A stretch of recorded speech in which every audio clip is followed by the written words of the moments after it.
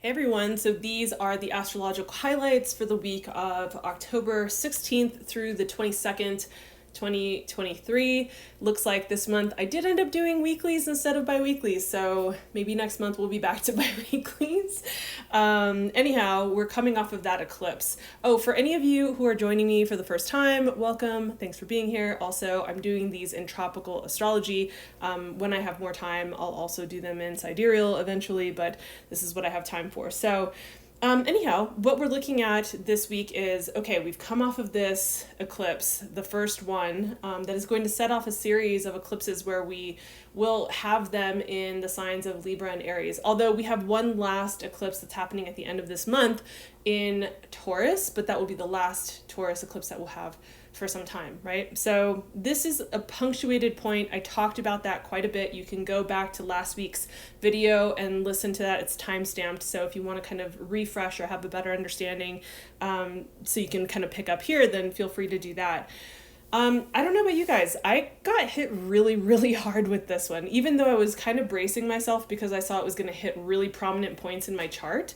So I was a little bit concerned, and I had every right to be because it totally was not exactly how I'd expected, but the themes that were there that I saw showed up. So be interesting. If you have any eclipse stories, feel free to share them down below if you feel open to it. Anyway, so we're starting out on October 19th, so a little bit further into the week on Thursday, and what we're looking at here is a Mercury Sun Cazimi. I don't know why my pen still does that. So Mercury Sun Cazimi is what we're looking at in Libra.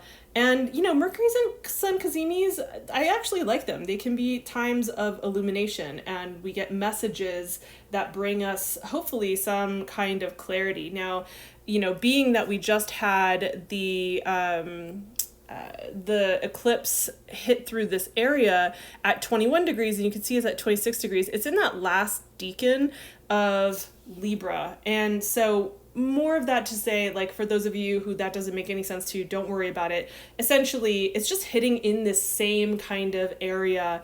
And I feel like that kind of puts an emphasis on the kinds of messages that we get here. So I'm thinking they're going to be messages that help to clarify and illuminate and give us maybe some more understanding about why the things happened that did or did not happen in the ways that we did or did not expect for the eclipse.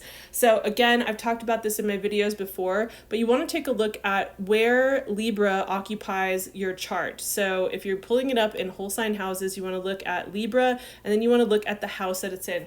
And you can easily go take a look at you know, like pull it up online, the houses, and you can get a sense of what kinds of themes or topics would have been up for you or it would have touched on. Now, again, it depends on your chart, right? So if you have planets that are in those degrees there, then you probably would have felt the eclipse more intensely, right? They would have been more prominent. And if for some people in their chart, it's almost like, oh, there's nothing really aspecting it, it's not really a big deal, and it kind of blows by, and they're like, I don't know what everyone's talking about, which is kind of what I wish I could have had. Anyway, so that's how you can personalize this information and understand that. I will be doing, I keep saying that I'm going to, but I think it's going to be a little bit before I can get those videos out, but I will be doing videos that just talk about like how you can personalize the information that you hear from myself or other astrologers. So anyway, I believe that this is going to bring in messages around and clarity that is like needed around what was up for us for this eclipse. Now remember, this eclipse that we just had, like I said, it's going to paint a picture for especially the next 6 months until the next set of eclipse, you know, the next eclipse season happens.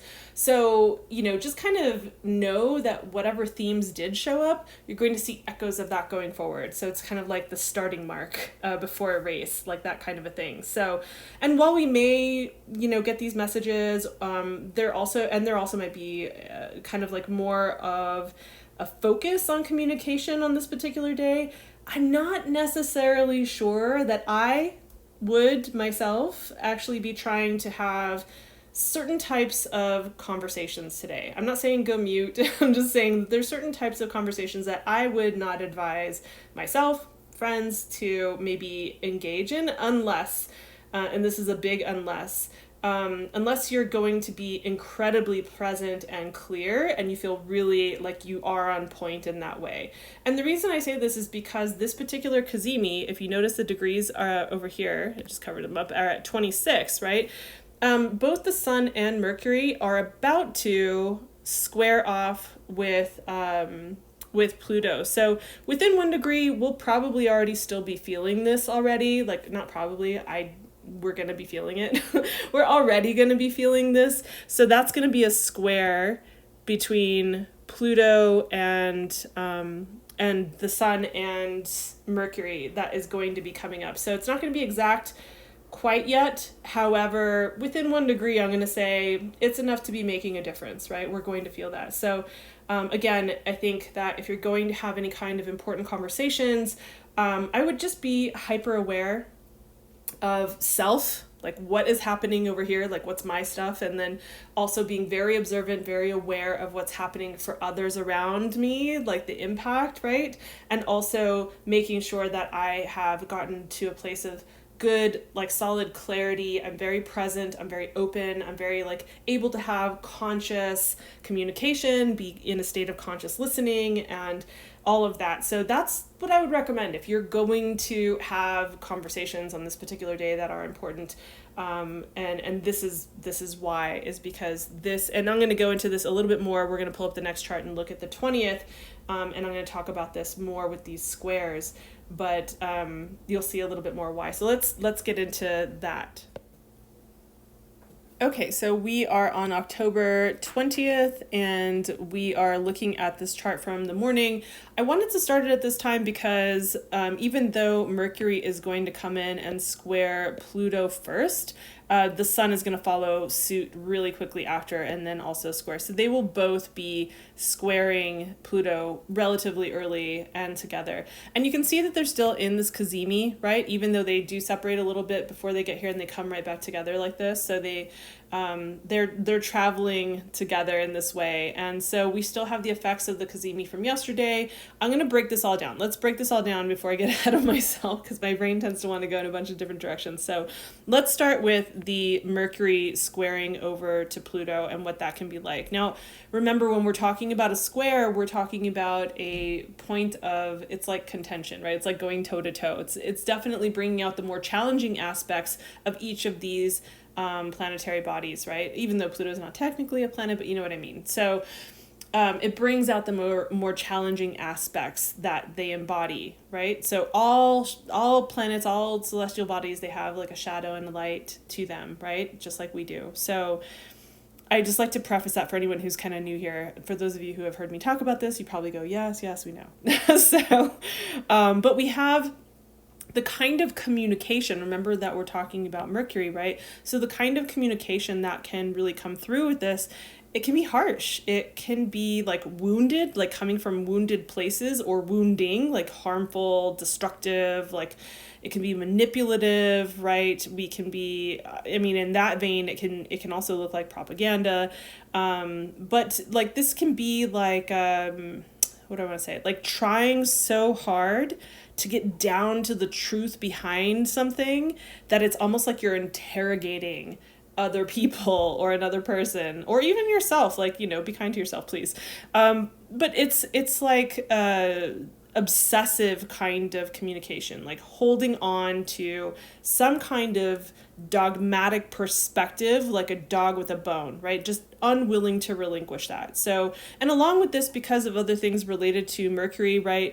This could be like bringing in the compulsive and obsessive part of Pluto. It can also be like a compulsive thinking or speaking or writing, right? That is very much that way. So we can see that it's not necessarily the greatest feeling, right? So we have to watch ourselves. We need to be conscious of ourselves and maybe give a little leeway to others in the world as well, since you know this is happening, since you're getting the heads up. And then you add in the Sun, because like I said, it'll be trailing just a little bit before they meet up, and then they're both squaring at the same time with Pluto. So we have the sun that is squaring Pluto. And this energy can feel like, thinking of the sun, right? Like this will, like our will, right? And so it can feel like this clash of wills or clash of identity and wanting to dominate or manipulate a space or a situation or people, right? I think that this can also shed a light on the underbelly, again, bringing in these like Plutonian themes, right? Just it can shine a light on the underbelly of whatever this is in somebody's chart or your own chart, right? This is why it's good to be familiar with where these things are. And also, it's that all can be happening internally, but that can also get acted out into the world, right? It can be exposed, like literally exposed, like someone almost can't help themselves, like they just kind of go into more of their dark side or their shadow self because they got triggered or something hit on a deep pain for them, or right, like again because of this underworld kind of vibe, and that it has them in this place where they almost just lose control of themselves momentarily, and it just exposes skeletons in the closet or things that have been there, or this other side that you never really saw. And this can be yourself, this can be other people. So anyhow, like you can see why, even though we have this Cazimi here, right, which is everything that I said for the 19th. So if you're skipping around, go back and listen to that so I'm not repeating myself. But even though we have that Cazimi the day before and now here, I'm not so sure that I'd want to have conversations that were really, possibly triggering on the 19th or on this day. Personally, the way that I'm going to approach this, because if you guys have been with me for any period of time, then you know that I approach this in a way of like, hey, I would want to know this, and I'm trying to give you a heads up the way I would want a heads up, or to give my friends a heads up, and here's how we can work with it practically. It's up to you. I think that again, if you are somebody who is skilled at conscious communication, you can really be in a clear state of mind and emotion, like you've journaled or you've done whatever you do to self-soothe and get into a place of clarity, and to be able to be receptive and present and have those kinds of conversations, because this energy would actually be conducive to diving in and going deep and uncovering things, right? And so in that way, I think it can be utilized in that way, right? One way of practically using this. But again, you would really need to know yourself well. And I would say, just to be really skilled at having those kinds of tools and communication and listening. But personally, what I will be doing, and I'll just throw this out there as a suggestion for any of you, is I'll be listening and observing. That's the mode I'm going to be in. So no matter how tempting it is to want to get clarity through conversations, which is very much like a me and my chart thing. So for any of you out there who are like that also, no matter how much, I might have the urge to get to the bottom of the things, which can be obsessive, right? Like to get to the bottom of things in an obsessive way, but to have that like overwhelming urge to find out and to get to the bottom and to have the information, right? I'm gonna choose to take a step back and to really just observe the messages that come through different people or in my life, and be more in a state of listening to understand, right? Because I'm looking for that kind of clarity, and sometimes we can get the information that we need if we charge ahead. And also I think we can sometimes get just some really great information if we can just sit back and listen and really hear from the purpose of wanting to understand and to get the clarity that we need, right? So, up to you how you choose to use this energy. Like I said, I love a Mercury Cazimi. I love it because it tends to be a place where it's like messages come through. I'm very much a fan of like, receiving messages because I love having guidance. So if you're like that, then maybe you'll really appreciate the kind of energy that's happening. So let's move on to the last chart that we're going to look at, which is actually going to cover 2 days. by the way, if you have been listening to me talk about these transits and you are really curious about understanding how the current transits are impacting specific areas of your life in your chart, or you just want to be prepared for anything significant that is on the horizon, you can now book astrology sessions with me, and you can do that by clicking on the link in the description box down below. So thank you for your time, and without any further ado, let's get back into the charts. All right, so this chart is for October 22nd, and you can see that it's there. Also another morning chart. And the reason that I pulled this chart instead of pulling one for the 21st and the 22nd is because two of the transits that I'm going to talk about are happening later in the evening on the 21st. So I just figured we can talk about this all in one chart. I don't need to like switch charts. So what do we have? Let's start off with, I'm going to work my way from like the backwards up to the 22nd. And we have Venus that is going to be in trine to Jupiter. It is like the two benefics that are in the friendliest aspect that you could have them be in. And with everything that Venus has been through, honestly, this is just so nice. I mean, she's at her fall in Virgo, you know, but it's like there's an assistive quality, I feel like, to Taurus, like Jupiter being in the mix here. And either way, they're trining each other. It's just great. Like, it's just so nice, right? To have like some lovely astrology at the end of the week and on the weekend, no less, right? And I just think that, God, it's like a breath of fresh air. Like, you can take a deep breath in between eclipses and in between intensity, for those of you who have been really feeling it like myself, right? So I'm really looking forward to this. But I think Saturday night in particular could be fun, you know? I mean, so this is happening, just to give you an idea when it's exact, it's going to be at 9:35 p.m. Pacific time. All of my times you can see up here, I have it on Pacific time, so you can adjust for your time zone. So that's, but we'll be feeling it before then. It's just, that's when it's exact. So we'll be feeling that vibe kind of like building through the day on the 21st, on Saturday, the 21st. And, you know, and then we'll be feeling it all the way through the 22nd into the early evening on the 22nd, and even a little bit beyond that, I would say, probably.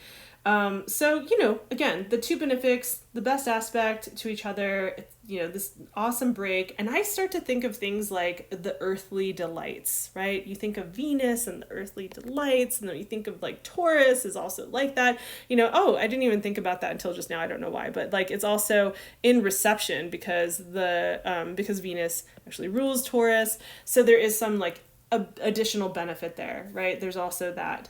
That's happening. So yeah, I just think of like good food, good cocktails, whether you drink cocktails or not, whatever, good libations, you know, good music, your senses being stimulated. Like, you know, somebody is like sprayed essential oils around, and there are smooth skinned, scantily clad people walking around with yummy food and filling up your cocktail glass. Like, I'm just totally thinking of the most like Dionysus type of scene with this, but it's just so lovely, right? And it's really great for social connections. So if you wanted to have a gathering, like a dinner party, or, you know, you're going out with friends or something like that, or you're having your own gathering, whatever, I think this could be really great for that. You know, we may feel, because of this energy working together and because of Jupiter, we may feel more optimistic, just more full of joy, and feel more hopeful, and feel like more is possible.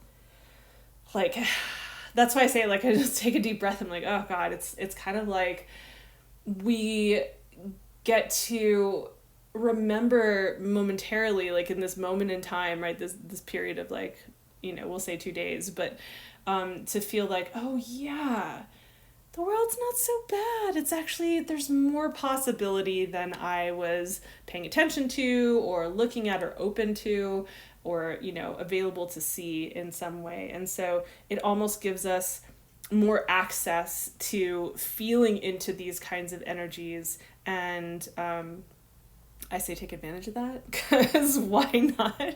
Why wouldn't you? I'm definitely going to. I'm going to find a way to do that. Interestingly, later in the evening on the 21st, we have Mercury, which is going to ingress into Scorpio, right? So it's going to be moving from Libra into Scorpio, and that's going to happen later in the evening, like, gosh, what time is it? That's right, I wrote it down. 11:49. So at 11:49 p.m. on the 21st, we're going to have the Mercury ingress into Scorpio. I'm so glad I write these dates and times down. I always have to like glance down and be like, do I have the right date? Do I have the right time? So we have it ingressing here, and it's going to be here until, I'll just write it here. We'll have it here until November 9th. So we'll have it there for a little bit. What is that, like 2.5 weeks or something like that?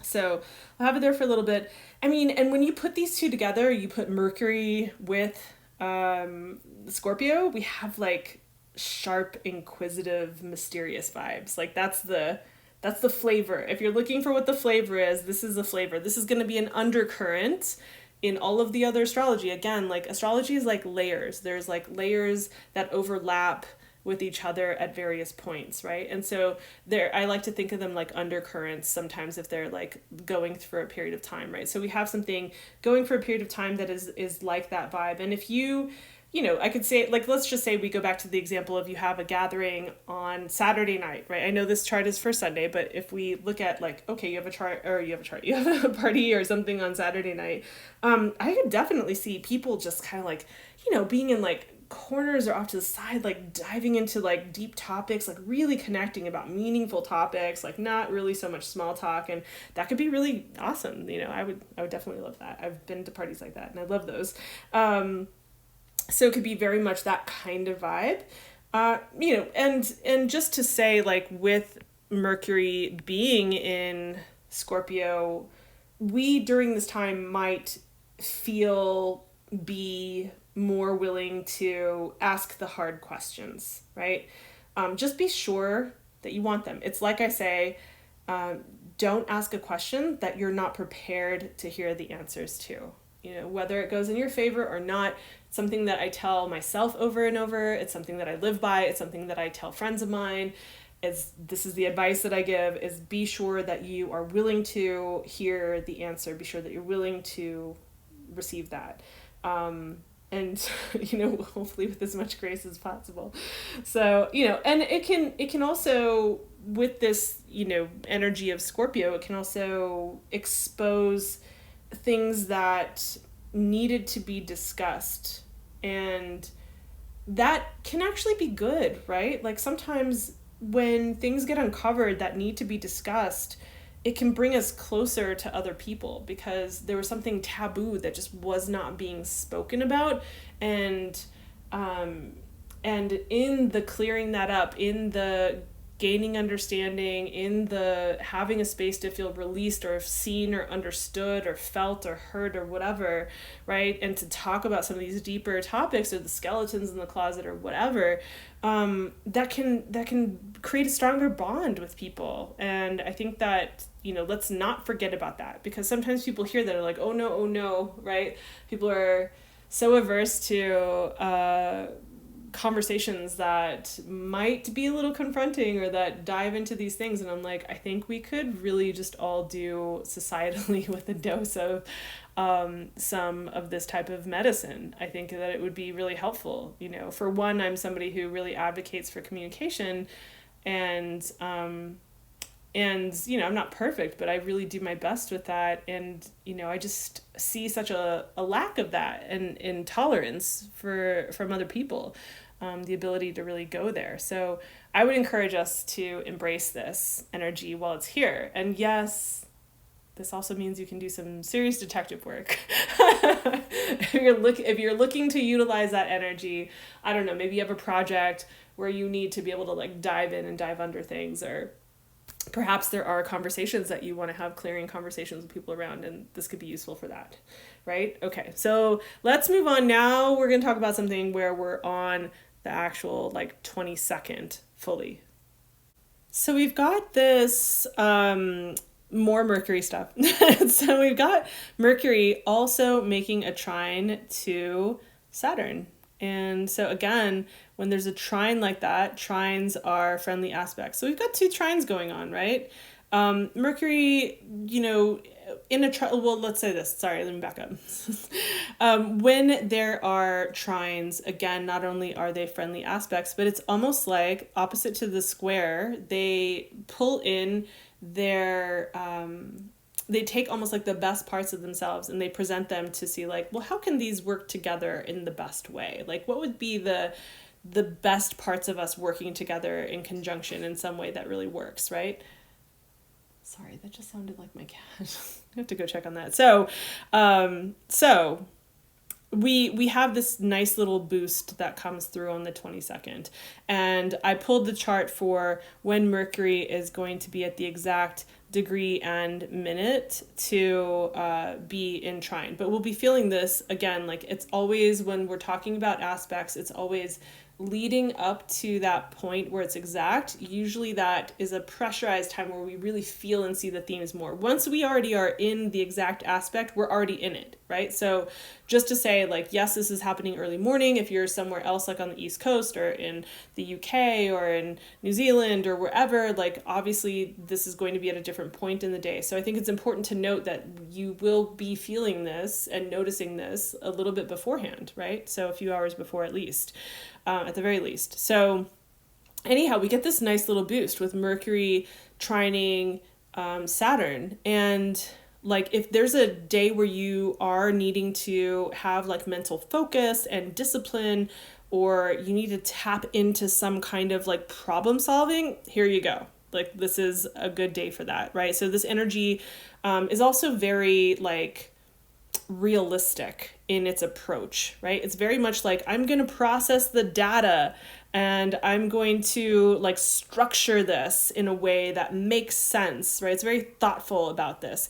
It's also like the kind of communication that's very like to the point, right? It's succinct. It's like I don't want to waste my time. I don't want to hear how you took the scenic route. Just get me to the point. I just need to know the point. And it's also, I would say maybe like that sustained energy that you can get with Saturn, and that methodical kind of thought process too. I would say methodical maybe also with Saturn, but like that thought process that comes with like Mercury, we can have those kind of coming through. Like, so think about like having sustained energy to be in a space of being thorough and having methodical like types of thoughts or processes that you are taking this data and information and constructing it into, right? This can also be really dry humor, which I love, right? So you can have some serious discussions with Mercury also being in Scorpio and having this energy together. I what I like too is like if you were to choose to do that, you still have the benefics over here that are trining, and they're lending, I think, some sweetness. I think they're lending some information. So we'll still have that lovely the trine that's going on between Venus and Jupiter into the evening of the 22nd. So I think that'll add that flavor of, possibility or openness or sweetness or, something like optimism, things like that. So, feel free to tap into some of these, all of this. You may notice it very clearly. You may also be someone who's like, I don't know if I notice this. That's why I say if you really want to personalize this, you want to look at like, okay, well, which house is this hitting? Like these houses, so if you look at if you're looking at the benefics and you're like, oh, where is this sweet optimistic energy? Well, then you want to look at, well, which house? And in fact, so that you can, I don't know why my pen is doing this. And it's like, I think I need to update my app for this because I don't know why it's doing this. So if you wanted to see like where you might see examples of this energy kind of running through, which veins of your life it might be running through, then you'll want to look at like, okay, I see it's running through the 11th house and the 7th house for me, right? Like it just as an example, this isn't my chart, but if it were your personal chart, you're like, because I'm looking at like, well, where does Taurus occupy and where does Virgo occupy, right? So we're looking at here, we're like, okay, it's the 11th and the 7th house. So the house of like relationships, committed partnerships, and, contracts of that sort. And then also we're looking at, friendships, alliances, collaborators, social groups, things of that nature, right? And so we can see like, okay, well, that's how those themes are going to play out there, right? If you're curious about, well, you do want that mental boost and you want to see a little, how can I use that? You want to look at, well, where is Pisces in your chart? Where is Scorpio in your chart? Which houses are they occupying, right? So we're like, oh, it's the first house, the house of self, and the fifth house, the house of like pleasure, sex, creativity, I would say romance,